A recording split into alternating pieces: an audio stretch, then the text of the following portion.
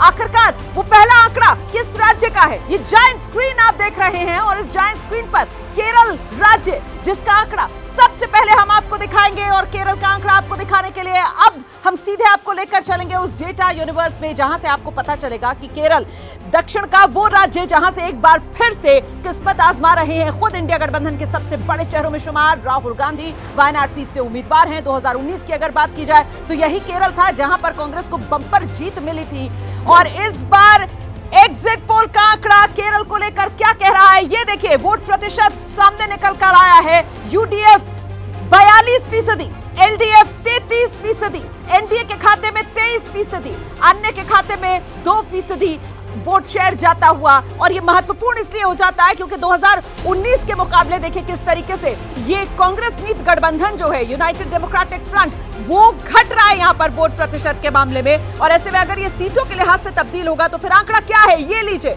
UDF जो है 17 से 19 सीटें हासिल कर रहा है। एलडीएफ का खाता नहीं खुल रहा, लेकिन बड़ी बात यह है कि एनडीए के खाते में 1 से 3 सीटें जाती हुई मतलब चुनावी सूखा बीजेपी का केरल में इस बार खत्म हो सकता है। इस पर एग्जिट पोल का यह आंकड़ा मोहर लगा रहा है। केरल में बीजेपी का चुनावी सूखा खत्म हो सकता है। आप जानते हैं केरल वो राज्य है जहां प्रधानमंत्री नरेंद्र मोदी ने खुद एक नहीं 2 चुनावी रैलियां की और ऐसे में ये बड़ी तस्वीर केरल की। शिरीन हमारे आपके पास आते हैं तो बड़ा आंकड़ा है देखिए और बड़ी बात यह है कि केरल में एनडीए का खाता खुल सकता है। एग्जिट पोल की ये सबसे बड़ी बात केरल चुनावों से जुड़ी हुई। जीवीएल जी इन आंकड़ों के लिहाज से तो बधाई आपको, सूखा खत्म हो रहा है केरल में।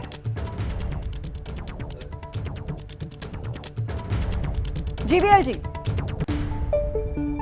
हाँ शिरीन जी, ये आपका जो प्रेडिक्शन है ये बिल्कुल पहले की तुलना में 1 से 3 सीट मिलना हमारे लिए बहुत बड़ी उपलब्धि होगी।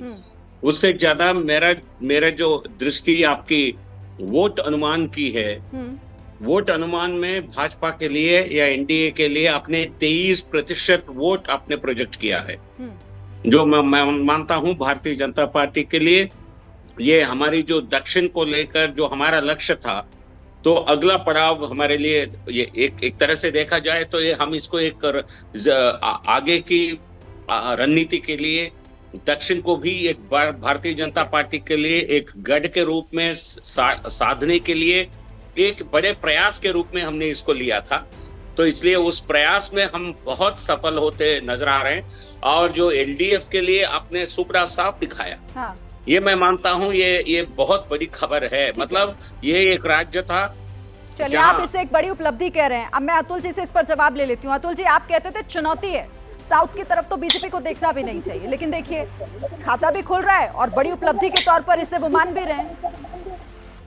नहीं देखिए आपके इसमें तो वोट परसेंटेज उनका बढ़ते हुए दिखाई दे रहा है, लेकिन मैं आपको दावे से कहता हूँ पीछे साउथ के राज्यों में इनको कुछ भी नहीं मिलने वाला है और बहुत बड़ा नुकसान इनको कर्नाटक में वाला। तो आज केरला में आप जो दिखा रहे हो, मैं आपको दावे से बताता हूँ काफी सिलेंडर मार्जिन होगी और 20 में से 20 जो है वो यूडीएफ वहां पे आपको जीतता हुआ दिखाई देगा, 20 में से 20। ठीक है चलिए आपका आंकड़ा हो सकता है, लेकिन हमारा एग्जिट पोल यही कह रहा है। बहरहाल कुछ और आंकड़े हैं। अगला राज्य कौन सा है, सीधे लिए चलते हैं रोमाना के पास।